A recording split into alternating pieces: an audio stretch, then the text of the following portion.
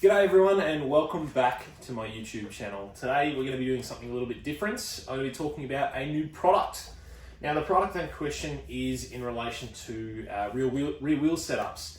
So there are usually a lot of different setups that you can go with when it comes to traction. We're on the topic of traction here. So obviously in the land of hard enduro, a lot of people obviously run gummy tyres, softer style tyres, and in motocross people will run a harder style compound tyre for longer wear and a bit more grip when you've got a bit more wheel speed. But what we're going to be talking about today is a new setup. The setup itself is called the Prolock 360. Now this might be new to some people that may have never heard of it, but I'm going to run through the typical types of setups that you would get in a rear tyre. For starters, everyone knows what this is. This is a tube, for instance, a heavy duty tube. This usually along goes with a rim lock, sometimes plastic, sometimes titanium. The purpose of the rim lock is to stop the tyre from spinning on the rim under certain circumstances. But the flaws and drawbacks of a tube is obviously they can be a little bit hard to install depending on your level of mechanical integrity, I guess you could say. And they can pinch, they can get punctures, and it means that if you get a flat tyre, you've got to pull the tube out and repair this, and then potentially as well as have to repair the tyre. So there's some limitations, but they are relatively cheap and useful in some certain circumstances. For example, I've got tubeless in the back of my tyre, currently have had for a number of years now, but I have still got a heavy duty tube in my front tyre. Now the second setup, this is only one portion of it because I don't have the exterior carcass of it out of the bike, but you will see it at some point in this video. This is part of the tubeless inner high pressure tube system. So this is designed to pump up to about 100 to 120 PSI and expand a smaller carcass inside the rim that sort of acts like a big rim lock around the entire rim, but it does still have a metal/titanium rim lock as well. Pros and cons to this system: I've loved it for a very, very long time. It is rather low maintenance. You don't really need to do anything to it once it's in there, you sort of set and forget. I think personally it's actually easier to change tyres than when you've got a regular tube in, but you do still need to be careful that you don't pinch this inner tube. It is quite heavy duty, it is very, very thick, but there's still a chance of you damaging it. I've also had a couple of these tubes rip the valve stem out just from over time, so there's a downside of that as well. Now, these are relatively expensive. They're probably about $250 a setup, and you should probably carry a few tubes with you at any given time. But I'll show a photo/video of what the inner carcass looks like on this as well. Okay, on to the new setup. This is part of the new Prolock 360 system from Nuetech.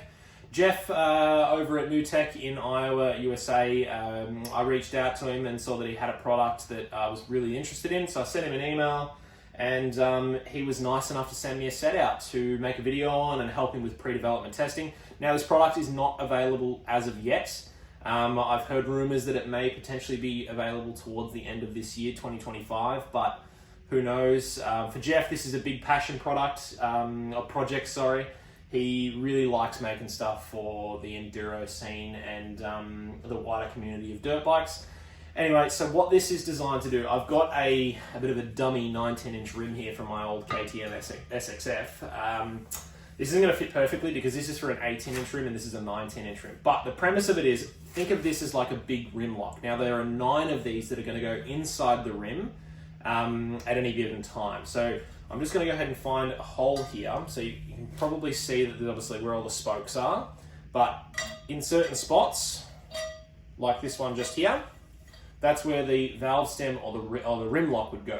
Now the whole point of this is you probably get the idea that by the time that you put 9 of these in total around the entire rim, and you can imagine that the beads of the tyres are going to sit underneath this little rim lock, and then at the bottom where the screw is, you can see that just there, by the time that you tighten these all up and the tyres on, you've got a perfect 100% rim lock around the tyre. Now the benefits of this is it's relatively, I want to say inexpensive, but I have no idea how much it's worth yet. It's relatively simple. There's not really many areas for failure.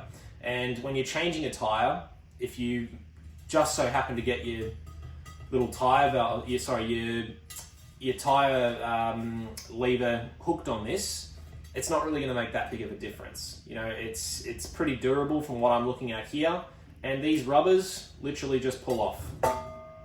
So that if you need to replace it at any given time, you can. I'm sure that Jeff will have the ability to have those to be replaced, and they're probably going to be relatively inexpensive. So the whole point of this again is a very, very low traction system. So it's suitable for people that want to do MX, it's suitable for people that want to do hard enduro or regular enduro, whatever it might be, cross-country racing, because you can run this with 30 PSI in the back tyre, 10 PSI in the back tyre, or 0 PSI in the back tyre. Now also, Jeff has mentioned to me that a lot of people are now running the 5150 Moose, which is a new product that is either out already or it's coming out soon, that sort of just fills in the gap between, where's the little rim lock thing? Bear with me a second, here it is. It fills in the gap between obviously the top of the tyre, which would probably sit, or the bottom of the tyre, which would just sit about here, and it's a half Moose. Obviously you wouldn't fit a full Moose in here because you've got, you know, this is taking up room, but it's just that extra layer of protection. If you're doing really, really rocky stuff and you're worried about either damaging your rim or putting a hole in your tyre, or if you do put a hole in your tyre, the Moose is still going to provide, you know, 3 to 5, 6, 7 PSI, whatever they rate, depending on the Moose that you buy, of tyre pressure. So it's extra backup, I guess, if you want to. So if you were doing a big rugged enduro race and you wanted absolutely every avenue of protection, that's probably what you would do. But needless to say, that's enough of me discussing how this all works. I'll give you some sort of snapshots of me uninstalling the tyre and reinstalling and what it looks like, and I'll show you the tubeless on the inside of the tyre as well. But yeah, for the most part, I just sort of wanted to talk about this product. I will put this up on my other social media pages as well. And I'll be testing this for Jeff over the next couple of months and helping out with the design. So if any of you guys are interested in this product, please just feel free to shoot me a message or whatever it might be. I'm happy to give you some more information on it. But keep your eye on Nuetech's page. So the company that sells tubeless is Nuetech. And over probably the next couple of months, there'll be more information that comes out about this new Prolock 360 system. So let's get into it.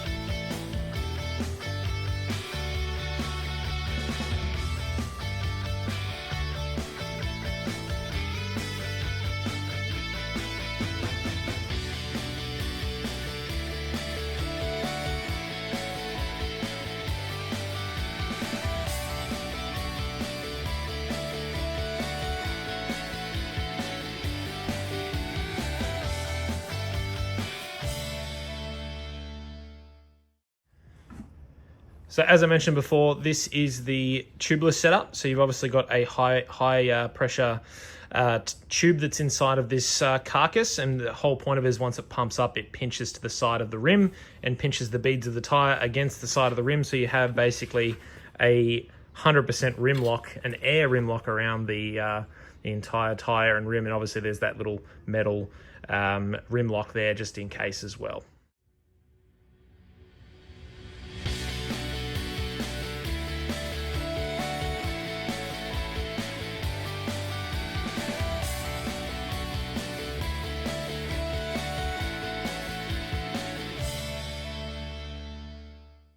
So as you can see in there, there's the high pressure tube, and then there's that little rim lock / pinch on the tube as well. So that's the old setup. We're going to be showing you how to install the new setup. First of all, we're going to need to get rid of all the rim tape. Then all we need to do is just give the rim a bit of brake clean, and then just give it a wipe down. I've obviously just removed all of the rim tape on the inside of the rim. Now this rim is relatively new. It's probably only maybe 6 months old. And you can see just how quickly all the paint and stuff comes off. Okay, so now you can see where obviously all of these spoke holes and everything are. So there's some holes just here, and then there's another hole just here. Now for the tubeless system, it used the factory rim lock and the valve stem holes. One was an 8mm and the other one was a 10. Now we need to drill another 7 holes around in total to make up 9, because obviously we need some extra holes for those extra rim locks. Okay, so as I discussed before, now the time has come to drill some holes. Now, relatively simple. So 10mm hole, 8mm hole, and then the rest need to be 8mm until they line up. Now you'll see the size difference between these is in the middle of each spoke. 1, 2, 3, 4 holes apart. So that would mean if we go 1, 2, 3, 4, we need to go 1, 2, 3, 4 right here in the middle. So this is where we're going to drill our first hole. So all this is like a little punch to try and get a location for the middle of the in the middle between the 2 valves, and then all we need to do is drill. This is just a little pilot drill bit hole.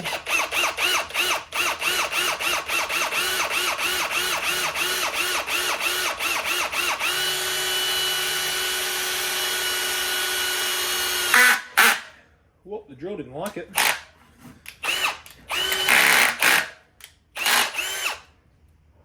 Please hold.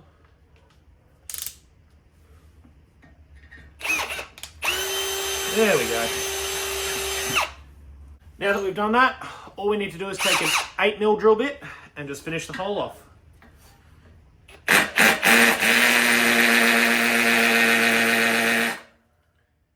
going to go ahead and say that that's not very sharp. Let me find another one. Okay, so the process now is pretty much the same, just an extra 7 times. So I'm not going to show you that. I'll quickly just get it done and then show you what the finished product looks like. Now that that's done, you can obviously see some extra holes in here now, which was, needless to say, nerve-wracking. So what we want to do is just deburr the exterior of the hole and then the bottom side of the hole as well, and then we can start lining up our rim locks.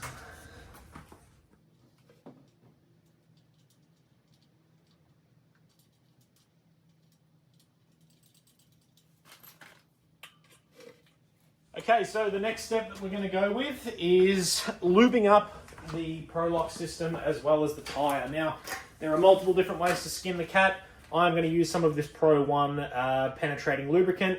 It says, well, Jeff says in his instructions, obviously, just to have some lubrication all around this that has room to move and it's not going to get too hot and stick or anything like that. So I'm just going to use a liberal amount of spray on the inside of the rim, on the inside of the tyre as well. But once I've done that, we'll get the tyre on and I'll show you how to get everything locked down and beat it up, and we'll show you what the final product looks like. Okay, so time has come now to put the tyre on the rim. I'm just going to give the outside of the rim a bit of a clean, and then I'm going to spray the inside of the rim with a little bit of this lubrication as per the instructions. Just like so. Sorry, inside of the tyre.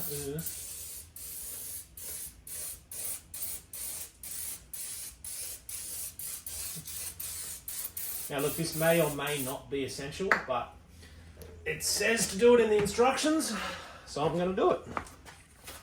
Okay, so once that's done, we are going to put the rim inside the tyre. Now, in order to... Seems like there's a dog fighting next door. Anyway, this... Jesus. This needs to obviously go inside the rim, inside the tyre. Now, basically, the way that we do it is, with the tubeless system, you can see that there was like a little, I'll get the camera, you can see down the bottom there, there's like a little plate that helps you to install the tyre. Not necessarily 100% for this install, but we're going to use it anyway. So, I'll show you how it's done.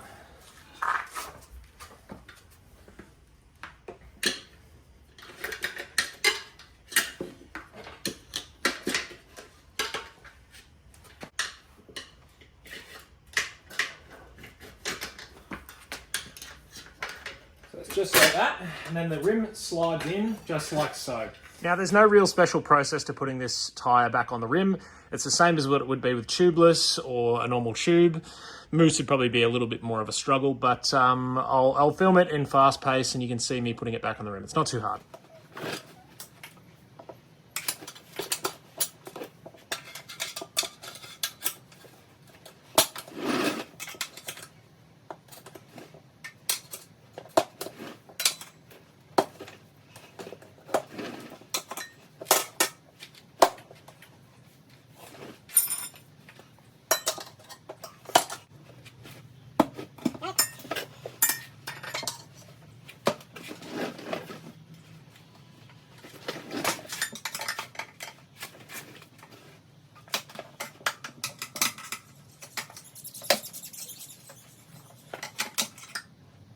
they're not all sitting in perfectly. So what we're going to do is just give it a bit of a